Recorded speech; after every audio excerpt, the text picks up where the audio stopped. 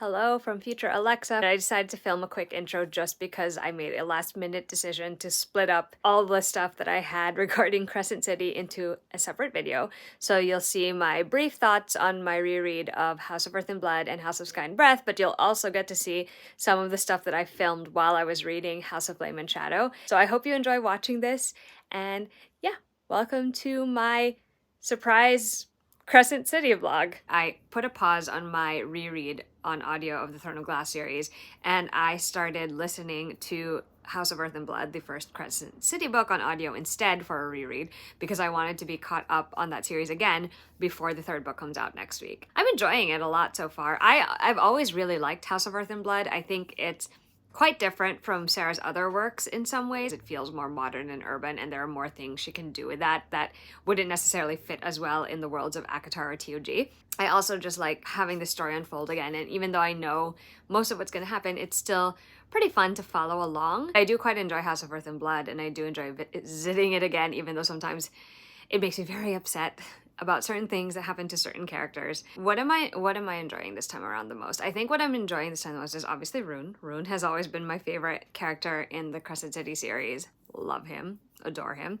But I'm also enjoying watching the relationship form between Bryce and Hunt. It's interesting just to see how they go from where they are at the very start of the book to where they are by the end of it. I'm not quite at the end of it, but I do remember where they are. It feels very natural to them, I think, and I appreciate that a lot. And I've enjoyed listening to Elizabeth Evans as well because she narrates a series. She also narrates the Throne of Glass series. It's been great. Since the last clip, I actually have finished my audio reread of House of Earth and Blood by Sarah J. Maas.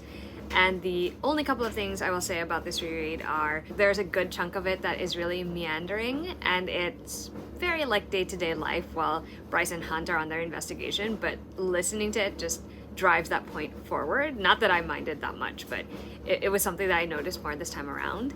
I also took a lot of notes about portals and doors and things that I thought connected to her other series. Revisiting this book made me realize how much I love Rune and how much I love Therian and Hypaxia and Fury. Like, there are so many secondary characters that I really adore in this series. I'm really looking forward to rereading House of Sky and Breath because I actually haven't reread that one in full ever. So it'll be an interesting experience to do that. I don't think I'm going to finish in time for release day, which is pretty sad to me. I should have planned that better, but I still want to do the reread anyway because I feel like it'll be even more impactful reading House of Flame and Shadow right on the back of reading House of Sky and Breath. Oh, and the other thing, the last 133 pages of House of Earth and Blood are so good. They're like some of the best that I have ever read. And I did, in fact, cry again multiple times listening to those chapters. Like, I knew it was coming and I thought I had prepared myself well enough. Clearly, I was still very emotional. It was really, really good, and I think that's all I've got to say about that. And the last book that I did manage to finish in the month of January was House of Sky and Breath. I reread that book, and it was so good. The first time I'd read that book, it was in a period where my life was topsy-turvy. I was super stressed. Work was really getting to me. I genuinely was on the verge at that point of like a mental and emotional breakdown. And I still really enjoyed the book, but I feel like I probably wasn't in the right mind space to really 100% be into it. This time, however, I just enjoyed it so much. The audiobook plays a big part in that because, I don't know, there's just something about hearing this particular story narrated to me that really made it even more exciting and more tense and more fun. The only things I really want to say about it are the way the world and the lore, we dive into it even more in book 2, is really fun. There's a lot of exciting turns that book takes, even though there's also a lot of like surprisingly slice of life moments between the characters in between those things. And of course, it's like the last, I want to say it's like the last 9 chapters. Wow. That's basically the equivalent of like how the last 133 pages of House of Earth and Blood is for me, because like that's when the beginning of the end is, in my opinion anyway. Funnily enough, I thought I didn't retain a lot of information about House of Sky and Breath, but apparently I did, because like the more I was reading, I was like, oh yeah, I remember that, and I remember this, and like, and this is what's gonna happen next, and that's the thing. Like, it's just so fun. My next reading update is that I started reading House of Flame and Shadow. I'm literally like, what, 5 chapters into this plus a prologue, and I'm just here. I don't even know what I want to happen. I'm just gonna do the usual thing I do with Sarah's books and just go with the flow. Unsurprisingly, I am enjoying myself, and I'm hoping to finish it this weekend because I don't think I could stop myself once I am actually off work and have no other obligations in place. It's gonna be It's gonna be a reading weekend. Mackie's actually already finished it, and so has my friend Rachel. And the nice thing about having people who have finished it, as I'm sure Kristen will attest, although she's also ahead of me,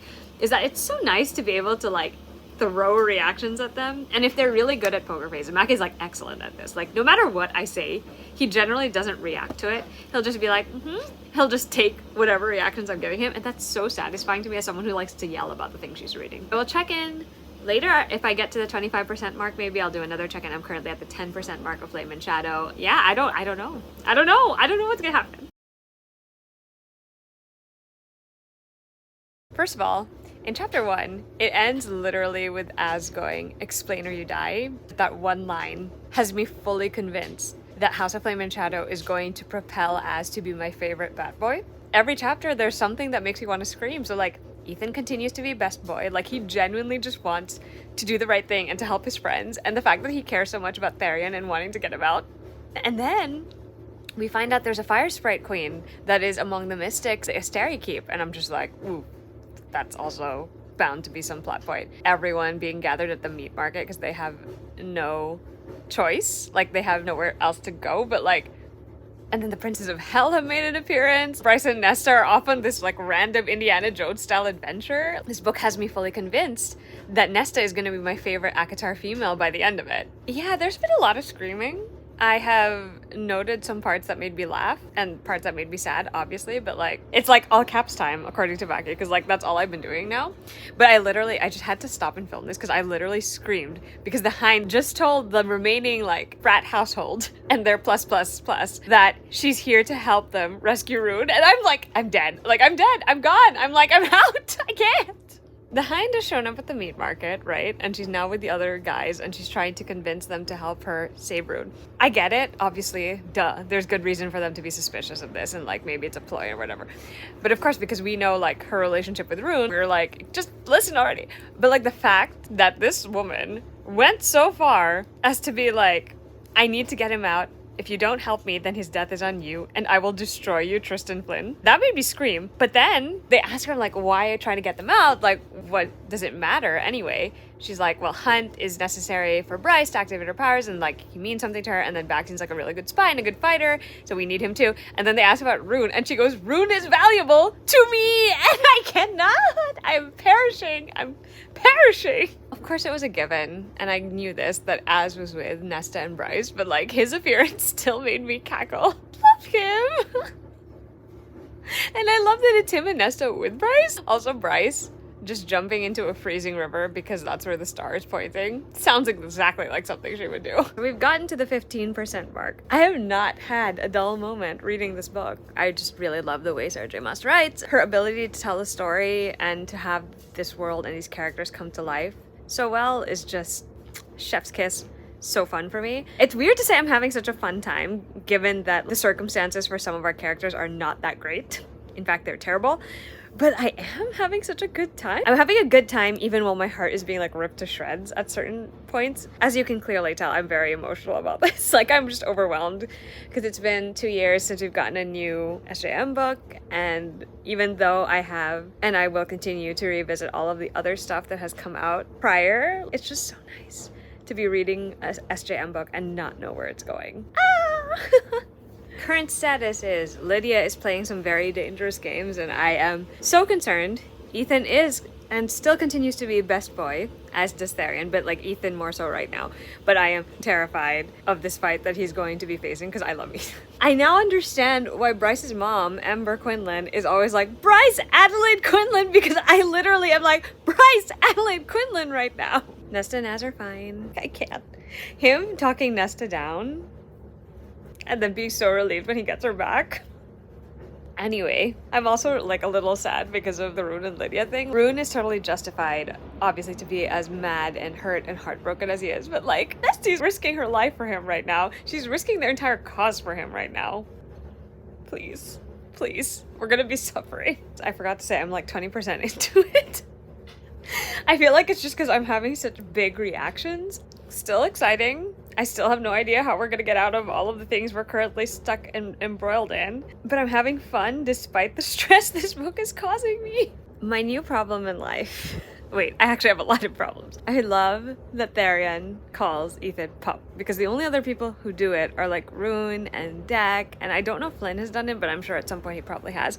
And I just love that Ethan has finally said it, where he's like, we're a pack and we do these things for each other. And I'm just like, but that aside, back in Akatar Land, we have now discovered the entire backstory of Thea and Peleus and all of these people. It is a lot to take in. I feel like Bryce feels right now, where I'm just like, this is not what I wanted to hear. Like, I didn't want this. And yet, if this is the only way to find a way to save everyone and everything, then we have to find out the rest, right? 25% in. My experience of reading this book is that every thought that I have comes out in like all caps or in memes. I don't think there's any in between here, because I'm just loving it so much. It's like everything coming together. I don't know what to do with myself. And I'm only 25% in. I have 3/4 left of this book.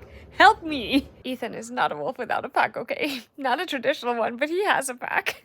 And I stand by this. Tharian just being like, everything he touches turns to shit. It's not you, it's the world around you. Ethan ending up accidentally like putting his claws through Sigurd's throat. I don't know what to do with that information right now. Finding out the rest of Thea's backstory, how she meets Adus, about her daughters Helena and Silene. Well, in the words of Miss Taylor Swift, that's a real legacy. What else am I gonna do with this information? I didn't even get to scream about the part where like Baxian bites Rune's hand off so that Rune can reach this poker so that they can try to escape, and then they get disrupted? Like, the frick?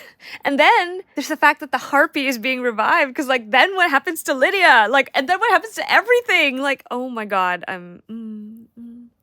This is stressful. Of course, Bryce and Az and Nesta, well, really mostly Bryce and Nesta, would kill an Asteri. This tracks at this point. I just want to know if they can unlock how Truth Teller and the Star Sword will work together. Also, I want to know what Ethan means when he says he wants to make it right. I can't believe I'm only 33% into this book. Okay, so I just finished chapter 27, and that is the end of part 1. Az is breaking my heart. There's just like one moment that breaks my heart, because Az is so rarely vulnerable like that, and I'm like terrified because he's terrified, and that makes me sad. But also, I do think like these two lines are iconic, where like Nessa says, "You're as much of a monster as they are," and Bryce says, "Love will do that to you," and I'm like, also, she's jumped into this portal that she's opened, and I hope it better brings her to hell. Because, like, we need an army. We need help here. So much is happening. And I care about every single part of this. I'm just along for the ride, but it is one hell of a ride. What have we learned since we started part 2? It's always been kind of up in the air what his parentage is on his father's side, and now I'm thinking it's someone from hell, maybe a prince of hell, or someone in House of Flame and Shadow, maybe a necromancer. These three need to get out of that dungeon. Rune is the obvious choice for if they want to kill someone and have it hurt both Bryce and Hunt. They need to get out of this dungeon. Bryce landing in the Otto King's study. Should have seen that coming. It's really annoying that they're now playing this like, I'll ask you a question, and if you answer it, you get an answer to a question. But Ethan now in House of Flame and Shadow and knocking his head on the door on accident. But the fact that Jessica is back, I feel like we're gonna get some answers to some questions. Bryce is really witty and she makes me laugh. I need a minute because I'm actually tearing up over this series of events that I'm reading. I don't think I expected to tear up so early. This is like 37% in, guys. It's not even that far. Lydia coming through and rescuing them, and them being reunited with Deck and Flynn, and then this whole series of explosions along the spine. And just it's overwhelming. I have a lot of feelings. It's so stressful, but like in a good way. And that's it. That's all I got. I just wanted to note for the record, for my record, that I teared up in this chapter. For the record, the next chapter is just as stressful, if not more so. And even though the thing I knew was going to happen happened, in which they were going to be forced to split apart into parties, and I knew that Lydia was going to be the one who was going to be like, I'm a prize that they will want to capture. I knew this, and it still didn't stop it from hurting me in the gut. It's the same feeling I get when I read a really good like angsty fanfic. Same energy. So now I don't know what to do with myself. Like I do want to know what happens, but I also don't want to know what happens. It's like torture, and we're not even halfway through this book. Also, the more I film this and the later in the day it gets, my hair is getting wilder. I don't know if that's directly corresponding to how much this book is stressing me out. I have finished chapter 37, that's like 41% into this book, and I've decided to give myself a break because I really did not expect to tear up and like feel so heartachy this early on into the book, even though like obviously the circumstances are not too surprising in the way that they'll lend to that, but like I honestly didn't expect to hit me this hard. This is a good thing, by the way. It's just like a lot. It's been so long. Well, actually that's not true. This is the second book this year where I'm like highly emotional while reading it, and it's just nice. Like, it comes few and far in between, right? These kinds of experiences where a book like draws you in completely, has you immersed, shatters your heart, or puts it back together, and it's a gift when it happens, even though it is also like the biggest emotional roller coaster, and I feel like I just keep going up and down and get spun around, and it's like wild to me. I'll probably resume reading again a little later, but right now I'm just have so many feelings. Like, they were able to save Lydia, kind of, but she's unconscious right now and she hasn't woken up, and Rune can't even contact her mind to mind, and that scares me. And then everyone seems to have it out for Therian. I don't understand this. Like, the Viper Queen was supposed to let them go, right? And then the River Queen obviously is pissed about the fact that the Ocean Queen has him. And then Baxian, just like, oh my god, there's just like so many factors right now. And the fact that technically Bryce is in their world, they just don't know that, and she doesn't know where they are, like, also super stressful. Also, this whole reveal about like what the Star Sword and Truth Teller can do in tandem, that was interesting.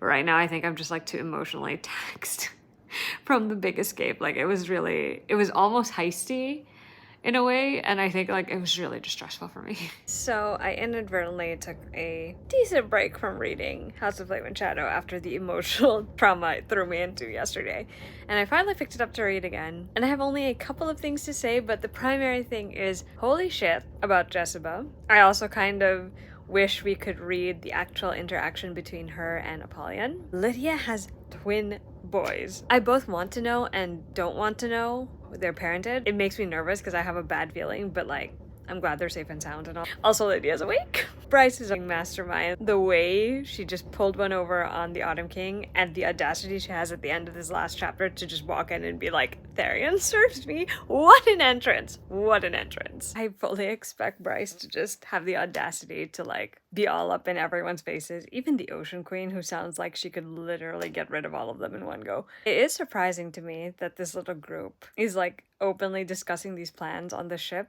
Lydia's meeting with her sons went as well as one could expect given the circumstances, but it is nice to know that they were both really well taken care of, and I would like to know the backstory. Obviously, I do appreciate the conversation that she and Rune have, where she's like, you only care now because now I have a backstory, and she just refuses to tell him he deserved that door to the face, let's be real. Also, it's really nice that Lydia thought about talking to the sprites and seeing if they could go find the Sprite Queen, and that she had Bryce come and do it with her. I think that's like good for them. And now this whole thing where Hypaxia has just made her reappearance. I love Hypaxia. Well, Rune and Lydia are fine. Oh, Maki's here too. Rune and Lydia are getting there. I guess is the only thing I can say. I love them so much. I love them so much. I enjoy them so much. Low-key, I'm also enjoying this whole development with Flynn's sister Sathia being around now, and the fact that she's actually married to Therian. Not pretend married. Not pretend married. Low-key, I also really love Baxian. Like, I already loved him in book 2, but like in book 3 in particular, I just enjoy the fact that he's so amused at Bryce's antics all the time. And he literally will just like go with it, right? I also love that he and Bryce have that connection because of Danica. He's the one person who got across to her sort of about this whole like pain. What she should do about the Fae. It was so nice. Just nice reading that. Also, the Autumn King and Morwen continue to be shits, but that's not surprising. And these twins also bother me. Ethan and Hypaxia are busy being the do-gooders that they are, despite the fact that they also have things that they need to get done. And Bryce has somehow figured out how to turn her starlight into a laser, and that's that. I was telling Maki that now I suspect that Lydia is the one who's connected to the House of Terrason, because she just told Rune a little bit about her history, and she says something about their line being a line of stag shifters. That's one. But then she always appears to him in flames. That's two. So I'm like, that combination just screams Aelin Galathine. Peculiar, isn't it? We'll see how far that goes. But yeah, I am now 62% into this book. Can you believe I still have 40% to go? See the fire, that's a deer, that's in me. Comments when I am 69% into this one. I totally knew, after all the hints that had been dropped, that Hunt was somehow connected to Hel. Did not expect him being made, nor did I expect Two Princes to have some involvement in that. Did not see this whole thing with Adis coming, where he tells Bryce to basically make the choice to choose life if the price that needs to be paid to use the power of the sword and the dagger together is too high. And it was really satisfying to finally have Lydia and Rune have a moment. I just want those two to be happy. Like, they've been through enough at this point. The Autumn King and the Stag King both got what they deserved, and it was really satisfying to read. Probably one of the scenes where I was really satisfied deep down, because I'm like, they deserved it, and they finally got what was coming to them. But the moment that happens right after that, when Bryce figures out that she can use the dagger and the sword to unlock the last bit of power, and then Avalon comes back to life again. The moment she and Rune just shared got me emo. Like, it got me deep in my soul, because like the fact that Rune figured out that he's not gonna die, that's not how the royal line ends, but it's because he's going to yield to his sister. I can't deal with this. Like, I love their sibling relationship so much that it has been one of my favorite things about the series. I'm pleased right now, even though I know that I still have 30% of this book to go. I get the logistics of why the Asteri are not particularly hunting after any of them, especially given that they were in Avalon for quite some time, but it is kind of funny to me that there's like this long pause between when the Asteri are like after them and torturing them, and them getting to discover all these things, but I'm guessing that's over now. Fun things. Fury, June, and Bryce were united. Bryce jokingly offers Fury the position of Queen of Avalon, and Fury's like, that's your shit show to run, and I love them being together again. I don't know why she's taken Ember and Randall with her to the Northern Rift, especially given that they found out the Harpy is over there. And the fact that they all end up separated, because now Deck, Flynn, and Rune are headed back to Lunathion to try and get Isaiah and Naomi, and then we have Tharion and Sathya going down to okay. But I'm really excited to see that. I hope they show us that confrontation. At the moment, the main thing that's going on is that Hypaxia has figured out a kind of antidote to get rid of the parasite that's blocking powers, and Ethan has suddenly realize there's so much more power that he has, and he can also manifest ice magic, snow magic. He went to go and tell the wolves, like, there's another chance, there's another opportunity. Does not go well, because everything kind of turns topsy-turvy until he gives the Fender sword back to the Prime Apparent and is like, I didn't mean to make this mess, blah, blah, blah. And the Prime Apparent makes him his only heir, makes Ethan Holstrom his only heir. This is something that I've been waiting for like all the books now. It was very clear to me, like, we're getting set up so that Ethan is the one who will replace. The fact that he feels unworthy to do so is just part and parcel of what will make him a good leader for the wolves in this new phase. Everything has gone to shit now because Sabine has also become a kinslayer and killed her father. However, she tries to attack Ethan with the Fender sword. What does Ethan do? He shifts, bites on the sword, and breaks it. Like it was nothing. You know what? I'm here for Ethan as an alpha. Also, I crack ship him and Hypaxia right now. Their friendship and like the relationship that they currently have. And like he was super defensive about her just now. Like he was really protective. And I'm like, I could crack ship that. I really could. Okay, before I start working for the day, chapter 74 was the beginning of something I've been waiting for a while. Obviously, it was a shit show for the wolves the last time I checked in. But now Ethan is being recognized as the Prime Apparent. The first person to yield is Perry. She's like, I yield to the Prime. And I was like, and then even Amelie does, which is shocking. But the fact is, at the very end of that chapter, Ethan hears howls from the Bone Quarter. And I was like, that's the pack of devils. Oh my God. Also, we have Rune being like, I want to impress my girlfriend. It's our first mission together. It's so precious. And he and Lydia are just so cute. I hate that Pollux took her kids from the depth charger. Stresses me out. And I just love that everyone is like, oh yeah, we're definitely gonna go. We're gonna go get them. Tharion and Sathya went to talk to the River Queen. Sathya was incredible in that part. Like, just the grace and the respect, but also the authority that she exuded was excellent. She and Tharion have no problems being like, we're married. I really want them to be able to like have the time to explore that relationship, though I have this suspicion, and I've said this many times now, that someone is going to die or some people are going to die, and I'm just not sure who, and I'm terrified to think about it too hard. I like that the River Queen, at the end of the day, like, she's not happy about what Tharion did, but she does see his potential to become a better person. She doesn't want him married to her daughter, which, like, fair point.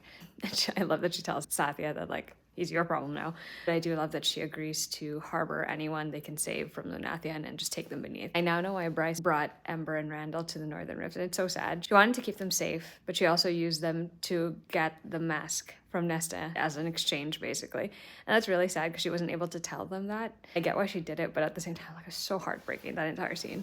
I do love that she and Nesta were able to sort of have it out, and then she was able to explain to Nesta what was going on. Oh my god, and then they have the confrontation with Celestina, Isaiah, and Naomi, which was something. I could understand why Hunt was super upset, and I like that Bryce talked him down. She was able to remind him, like, we have bigger things to face, we have more to do, and I can show mercy to someone who's made a mistake. Hunt has figured out how to remove the crown on his head, and also took the one off Isaiah, which I love. And it turns out Bryce is masterminding again, because she has this plan to use the mask to resurrect the fallen and have them operate the mech suits, the fancy ones that have been created by the Asteri, which should give them some sort of advantage. And of course, they still open the Northern Rift and let Hel in, which is interesting, to say the least. I still have no idea if Hel is really on their side or will betray them, but guess we'll find out. Ethan goes to the Underking because he wants to talk to Connor one last time, and he gets the chance to do that. It was a really sweet moment until Connor is trying to tell him something. He tries to give him this, like, bullet, and it results in a confrontation where, like, Ethan realizes he's much more powerful than the Underking, and that they're natural enemies from the world that they're from, which I still think is DOG world. And he ices the Underking, but Hypaxia is the one who deals the killing blow, and therefore Hypaxia is now the new head of the House of Flame and Shadow, which I love, and that Jessup as her second, so good. Then Connor is able to finally tell Ethan that he's so proud of him, which, like, made me super emotional, but he also says that all the souls are giving their second light for the bullet that he gave Ethan, because the dead crafted that for Bryce to use with the Godslayer rifle. And it terrifies me because, like, it's one shot, but, like, who is she going to kill with the one shot? Oh, Therian and Sathya now have a confrontation with the Viper Queen, and we find out that one of the Viper Queen's bodyguards is an old paramour of Sathya's. And it was really sad because it's like childhood friend turned her bodyguard, turned someone who couldn't be her suitor because her dad's a mean person, right? And sent him away to the Viper Queen, like, of all the places to send him. And so, you know, they're having this confrontation, and Sathya goes, I'm his wife, when the Viper Queen asks her about Therian, which I love. Like, I love that. But what's even better than that is when someone else shows up and is like, you take one step closer to my friend and you're dead. And it's Hypaxia and Ethan, you know, the new leader of House of Flame and Shadow and the private parent. Like, power shift. I'm enjoying House of Flame and Shadow so much. Like, it's so good.